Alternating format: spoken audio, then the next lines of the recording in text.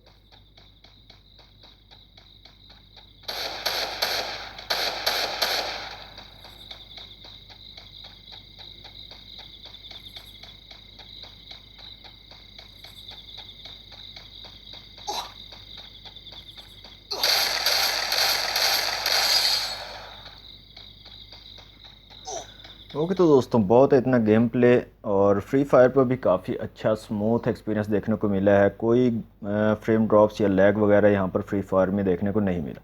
तो दोस्तों ये थी आज की वीडियो अच्छी लगी तो वीडियो को लाइक कीजिए, शेयर कीजिए अपने दोस्तों के साथ। चैनल को सब्सक्राइब नहीं किया तो जल्दी से कर लें सब्सक्राइब। मिलते हैं नेक्स्ट वीडियो में। Thanks for watching. अल्लाह हाफिज़।